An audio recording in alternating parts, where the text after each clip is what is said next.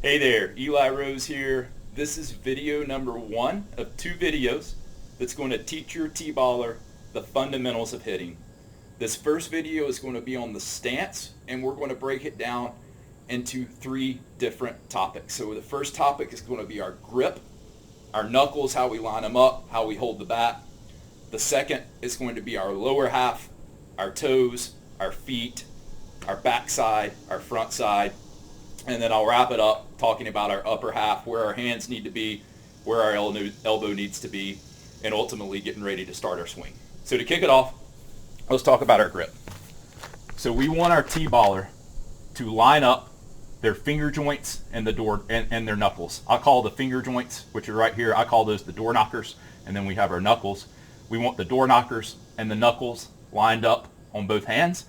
And we want to make sure that they're not gripping that bat to where you see white knuckles. It's kind of tough at this age because we don't want them swinging and letting it fly into the stands or hit one of their teammates. But you do want to start conditioning them and teaching them that you don't want to grip the bat too hard. You ultimately want to hold it fairly loose. So that's our grip. Now let's talk about our lower half. So our lower half is going to start off with our toes. We want our toes parallel to home plate. We want to put our player about 6 inches to a foot off of home plate, so back them up 6 inches to a foot off home plate with their toes parallel to home plate. Ultimately, we want their bat to cover the entire strike zone, so when they get a little more advanced, they'll drop their bat down to the plate, tap on it, do their thing that they like to do, tapping on it, probably hit it super hard.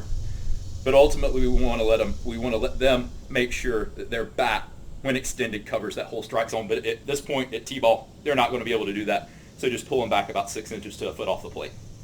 So toes parallel. Now our feet. We want our feet shoulder width apart, directly underneath our shoulders. So front foot directly underneath front shoulder, back foot directly underneath back shoulder. When they get a little more comfortable, not too much older than this age, they can widen their stance a little bit. You'll see ball players with super wide stances, toes cocked. Really, this front leg is to help keep your front side closed and to help you line up with the pitcher. Ultimately, your power is going to come from this backside in your core. But for the sake of a T-baller, let's keep their feet shoulder width apart and directly underneath their shoulders. We do at this level, or at this age, want to start conditioning them and teaching them to keep their weight over this back leg. We want our weight to always stay over our back side when we're hitting. So weight over back leg. And our knees, a lot of the times you'll see the kids really rigid and straight up. We want to start getting them to loosen up. So just have them bounce a little bit, bounce those knees a little bit, and stay loose in the batter's box. So where we are at this point with our lower half, toes parallel to home plate, about 6 inches to a foot off of home plate, feet shoulder width apart, directly underneath our shoulders, weight over our back leg, knees loose and relaxed. So that's our bottom half.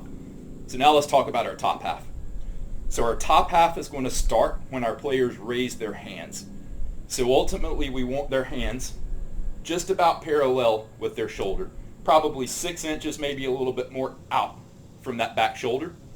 The problem you're going to run into is a lot of these kids don't even have the strength to hold the bat up yet. If that's the case, that's perfectly fine. Let them rest the bat on the shoulder the whole time, throughout their entire swing. Let them start with their bat on their shoulder, and that's a good transition point into our elbow here. So if the player doesn't have the strength to hold the bat up, let them rest it on their shoulder and put this elbow anywhere between 3 and 4 o'clock. You don't want it pinned to their side, and you definitely don't want it up at 3 o'clock.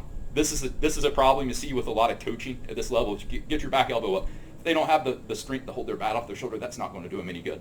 Let their elbow stay anywhere, again, between 3 and 4 o'clock. Now, once they get the strength to lift that bat off their shoulder, again, hands just about level, just about parallel with this back shoulder. Once they get the strength to lift their hands up, they can start raising that elbow up as they feel comfortable. So they get a little bit of strength in them, a little bit of confidence in them. They can hold that bat off their shoulder. You don't immediately have to put them up to 3 o'clock.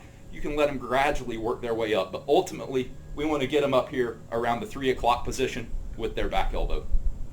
So that's the fundamentals of the batting stance. I'll follow up this video with the fundamentals of the actual swing itself. Thank you for the time, and I'll be back again soon.